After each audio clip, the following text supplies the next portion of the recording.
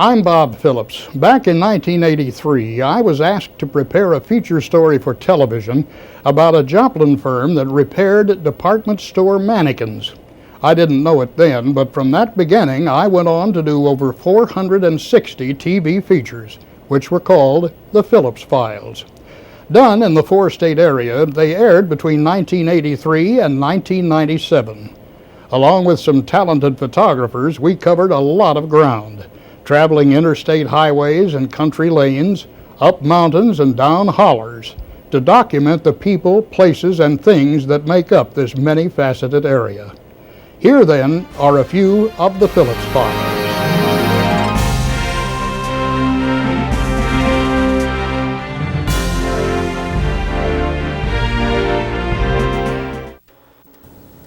Belle Starr, née Myra Maybelle Shirley, was born in this house in Galesburg, Missouri in 1848.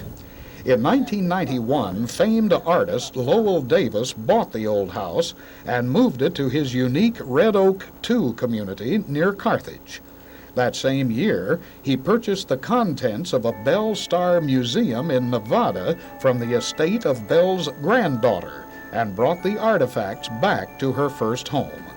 Since then, visitors from around the world have come here to gaze on Belle's personal possessions: her clothing, a lock of her hair, family photographs, her scrapbook. One of her many 6 guns adorns one wall. You can see her marriage licenses. She had 4 husbands, all of them outlaws. On this calendar, she had scratched off the first 2 days of February 1889. She was shot to death in Oklahoma the next day, 2 days short of her 41st birthday.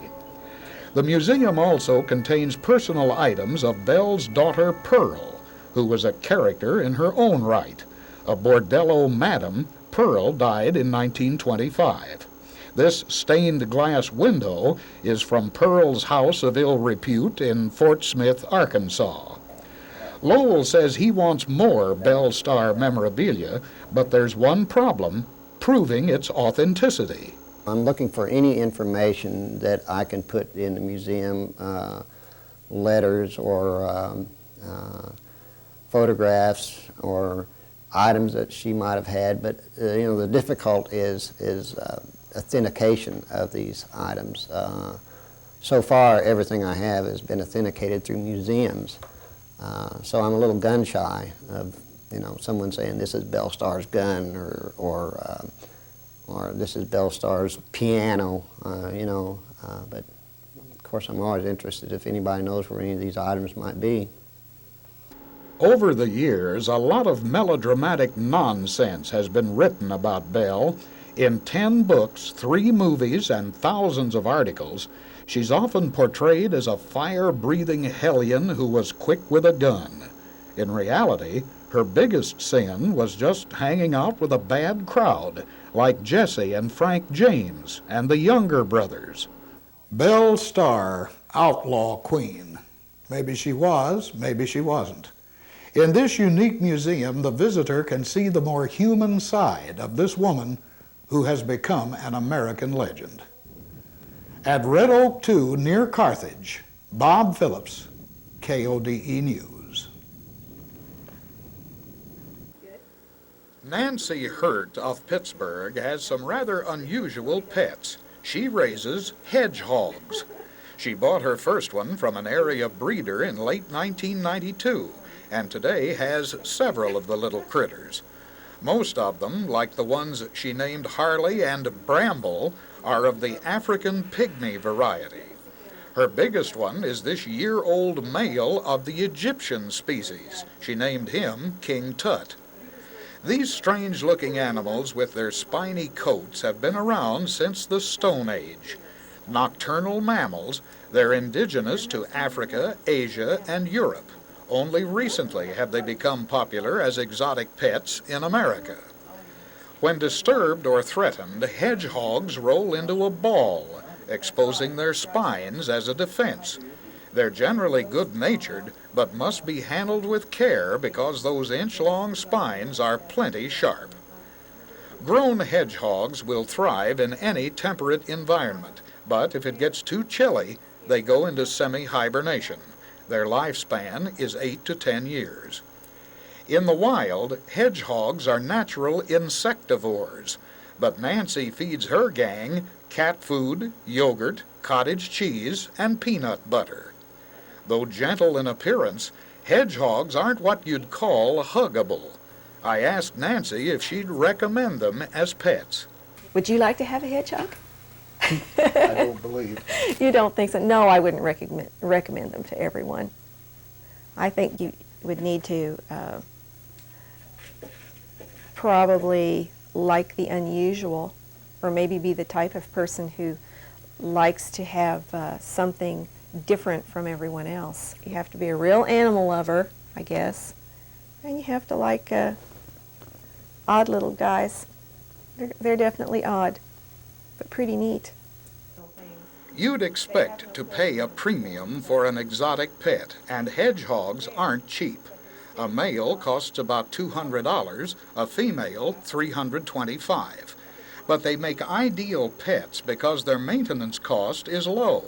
They never need shots, have no odor, are very clean, and make practically no noise. They may not be cuddly, but these are fascinating little animals to watch. They have a personality all their own. If you're in the market for a pet that's definitely out of the ordinary, a hedgehog might be a prime candidate. In Pittsburgh, Bob Phillips, KODE News. For 17 years, this man, known as the Gypsy, has practiced the ancient art of tattooing. At the Skin Art Creations Tattoo Emporium in Baxter Springs, he does from 500 to 600 tattoos a year. When we visited, he was working on an intricate design on his wife Talon's left shoulder. Talon has several other tattoos, and this is routine for her. She read a book while her husband worked. Tattooing originated in Polynesia centuries ago. Once frowned on in polite society, tattoos are now considered fashion statements. 70% of the Gypsy's clients are women. Professional tattooing is entirely safe and uses modern sterile methods. But doesn't that surgical needle hurt? Yes, it feels like having your ears pierced, and many tattoos take several sessions like this to complete. Trish Boswell has been a customer for 2 years. Recently, she brought in a painting of her family crest she wanted as a tattoo. The Gypsy's still working on it, and here's how it looks at present. Tattooing costs from $25 on up into the thousands, and it's definitely not a job for amateurs. To do it right takes time and experience. You have to understand the anatomy, people's skin texture, their tone, their muscle tone. There's just so much that you need to know that there's no way that you can read a book and learn it, or, just think you can pick it up and automatically draw on people's skin. This is permanent. This is not going to erase. You make a mistake here, you've made that mistake on a person for life. This is probably more permanent than any other art. An oil painter messes up his mural that he's painting, he can always go back in and reblend the colors. You mess up one of these, you have to go back in and redo the whole design. There are literally thousands of patterns the Gypsy can execute.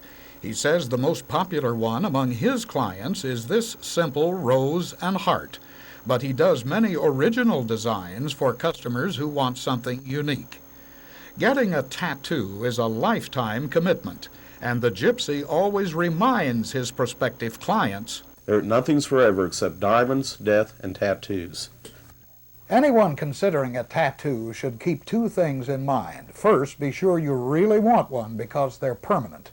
And second, should you decide to go for it, be sure you have a pro like the Gypsy do the job.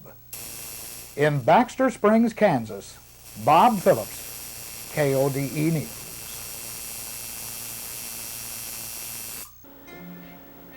Remember kaleidoscopes from when you were a kid? You held them up to your eye and were amazed by the ever-changing patterns and colors.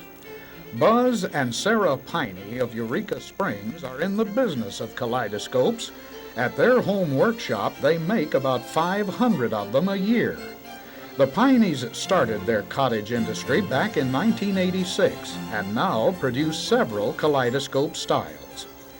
These optical toys have been around since the early 1800s, and the first ones were pretty primitive compared to Buzz and Sarah's creations. Most of theirs are fashioned from stained glass with 3 optical grade mirrors inside to produce sharp and colorful images. 2 of their models have a novel feature. By turning the cat's eye marble on the end, you can create countless designs of color and light. This one, with its mirrors encased in a plastic tube, allows you to add your own reflecting ingredients, seashells, flower petals, even small insects.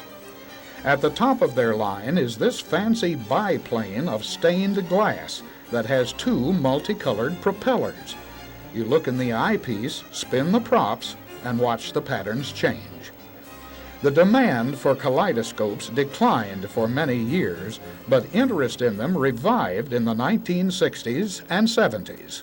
Lots of people remember them from when they were a child. The little cheap ones made with cardboard and cheap mirrors that were popular during the Depression is an inexpensive toy, but the nice collector models have only come back recently. People started collecting old kaleidoscopes and figuring out how to make new variations on those. And then people started collecting the new ones. And when somebody starts collecting something, then there's an impetus to make more of them and make more different ones. And it just sort of caught on. The Pineys also make Tiffany-style lampshades and stained glass window panels, but the kaleidoscopes take up most of their time. They're considered prime collectibles and are priced from $22 to $80 in specialty stores and gift shops across the country. Buzz and Sarah are putting some new and innovative touches to a venerable technology. The kaleidoscope has come a long way, and the Pineys have brought a once simple toy into the realm of an art form. In Eureka Springs, Bob Phillips, KODE News.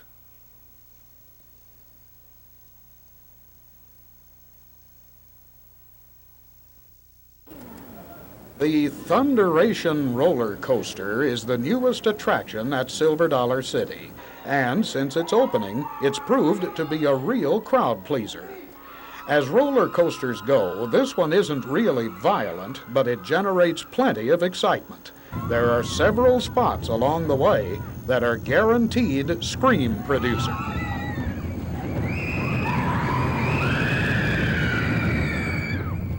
There are 2 6-car trains, each accommodating 34 riders at a time. On a busy day, Thunderation averages about 1,200 passengers an hour. The ride lasts 2 minutes and 10 seconds and takes you around 6 acres of wooded hills, through a series of hair-raising curves, through a dark tunnel, and then up a 270-foot-long lift that prepares you for the final 81-foot plunge that produces nearly 3 Gs of pressure. If this doesn't get your attention, nothing will.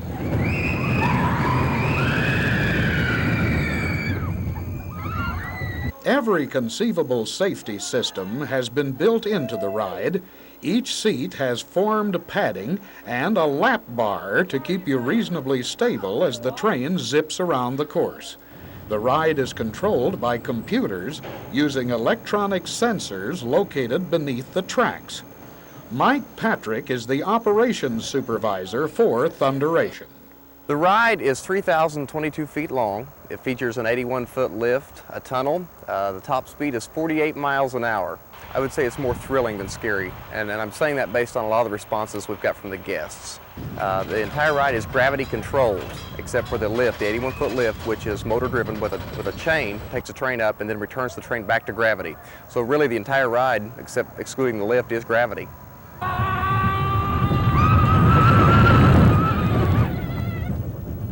Like most of the rides here at Silver Dollar City, Thunderation was conceived, engineered, and built by resident technicians at a cost of $4.5 million. Construction began in August of 1992, and the ride was completed 7 months later. Thunderation is going to be a big hit. Though it does have some scary moments, it's not really that strenuous, and people of all ages seem to enjoy it. You want to try it? Come on down. At Silver Dollar City, Bob Phillips, KODE News.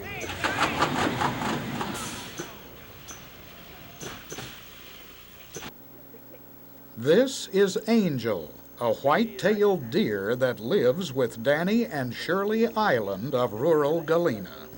We'd heard about this unique family pet and went to take a look at him. Danny and Shirley were at work when we arrived, and Angel was hanging out next door with Danny's parents, Joe and Nadine Island. Now, it's not unusual to see deer in zoos where they're caged or otherwise confined, but rarely do you see one that has the freedom enjoyed by Angel. He goes anywhere he wants, roaming all over the 320 acres surrounding the island home.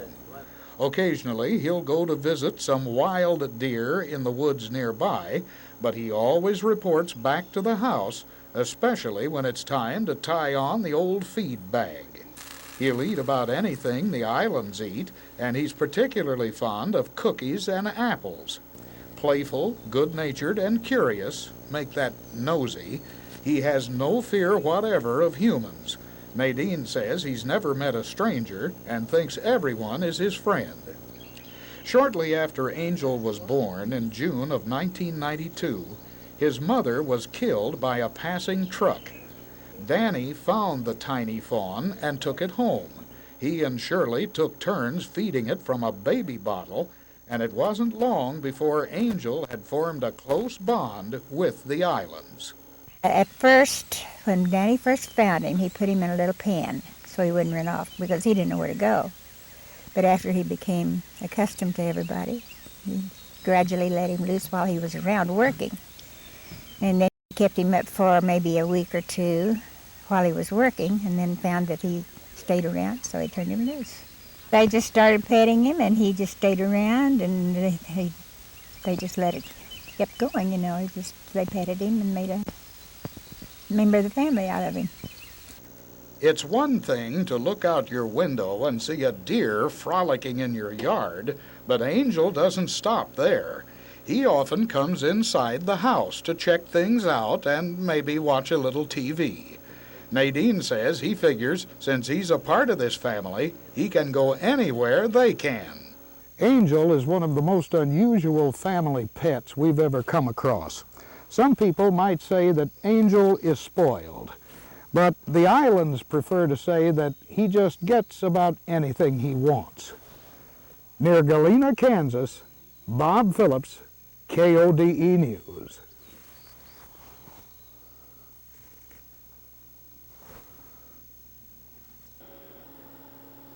This beautiful dollhouse, named Captain Horatio Hornblower's ancestral home, is the creation of Bob Owen of Knoll. A retired mechanical engineer, Bob has been making model planes, trains, and boats since childhood. He decided to try doll houses 4 years ago, and since then he's completed 4 of them. But the Hornblower Home, his current project, will surely be his masterpiece. Made of 1/8-inch plywood, it has 9 rooms, is 41 inches high, 30 inches wide, and 41 inches deep. Bob built it from a kit and then added his own distinctive touches. For example, he carved the outside shingles from wooden tongue depressors. The interior walls are painted or wallpapered. The staircases are carpeted with red velvet, and most of the rooms are outfitted with period furniture, some of which Bob made himself, like this kitchen table with an extension leaf. He built the carriage house from scratch. It's 2 feet long, 18 inches wide, and 18 inches high, and has a complete apartment layout on the 2nd floor. Both the main house and the carriage house show amazing detail.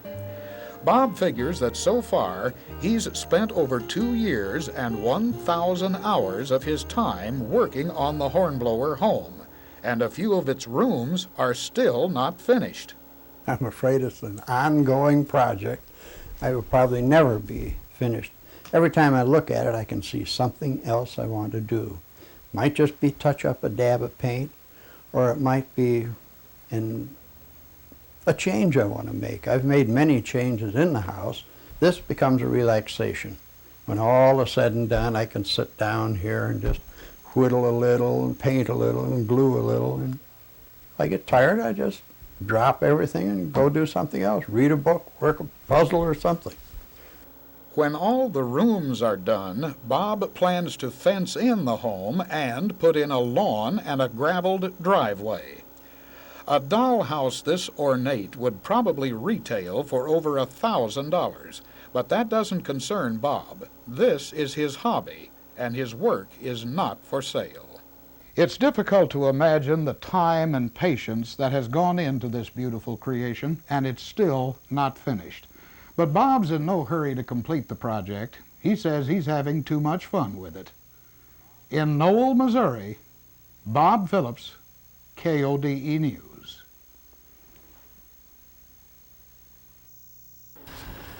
The Eureka Springs and North Arkansas Railway has long been famous for its steam train excursions, and now, several times a day, the train stops along its route to allow passengers to tour a new attraction, an animal conservatory and petting zoo, which features critters from the exotic to the barnyard variety. The conservatory is owned by Steve Henning and is a federally licensed active breeding facility for lions, tigers, cougars, and black bears, which are considered either endangered or threatened. The conservatory efforts are paying off. The 2 African lions, Clarence and Christy, became proud parents recently when Christy gave birth to 3 female cubs, which were 9 days old when we stopped in. Visitors, especially the small fry, think the cubs are pretty neat. Here's a sight you'll rarely witness: a lioness named Sarah and a bear named Huckleberry in the same cage. Despite a lot of growling and teeth-baring, these 2 are good friends and have played together since they were cubs. Rarest of them all are 2 beautiful Siberian tigers named Tia and Tyson. They're among only 200 Siberians left in the world. The visitor is immediately struck by the extraordinary rapport between Steve and his animals, who consider him not as their keeper, but as a member of their family. The difference there is that most zoos or commercial operations, the handlers are paid to feed and clean the cages. We have a personal relationship with every animal every day.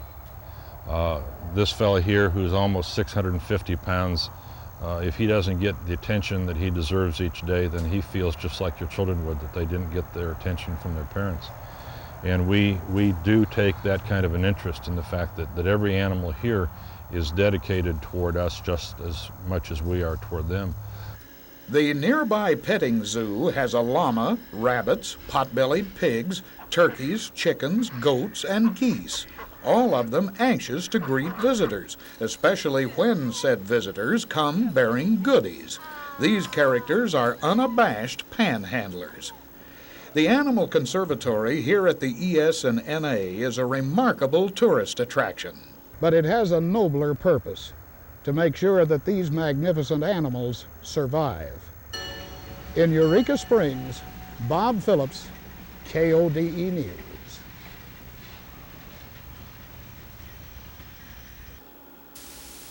Lester and Mary Raymer of Gravette, Arkansas, are in the business of making concrete, but it's a very special kind of concrete. It's called Petra Stone, a lightweight product that looks like natural rock and is used for residential and commercial interior and exterior decorating. They also make concrete river rocks that look just like the real thing. The Raymers began making Petra 6 years ago. It has a lot going for it. It's 1/3 the weight of natural rock, and costs 30 to 50% less. During our visit, worker Jeff Holton was mixing a batch of Petra, which is made of haydite aggregate, Portland cement, and water. Coloring is added during the mixing. Mary's the color expert. She determines the correct balance of mineral oxides and chemical stains which give the Petra its desired color. Poured into special rubberized molds, the concrete will harden in 24 hours. When the mold is removed, the stone is ready for use. The Ramers keep 700 molds on hand and can make any size, shape, and color of stone the customer might want. The most long-lived color that we've made so far is the gray. It's kind of a limestone color, and it has some black shading in it. That's probably sold more of that than any of the other, but there's some of the darker shades that people really like. Lester says Petra Stone helps the environment by cutting down on the use of natural rock that's needed to control erosion. Real rock is becoming increasingly difficult to get.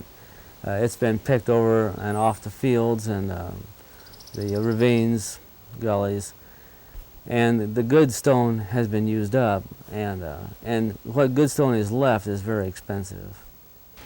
Petra Stone is easy to work with and, unlike natural rock, can be installed from the top down. The Ramers sell a lot of it. They use some 80,000 square feet of ingredients each year. Their product has become a favorite among builders all over the four-state area. Whether it's decorative stone or river rock, Lester and Mary's Petra Stone makes a lot of sense. It's environmentally friendly, lighter, and less expensive. And you can't tell it from the real thing. In Gravette, Arkansas, Bob Phillips, KODE News.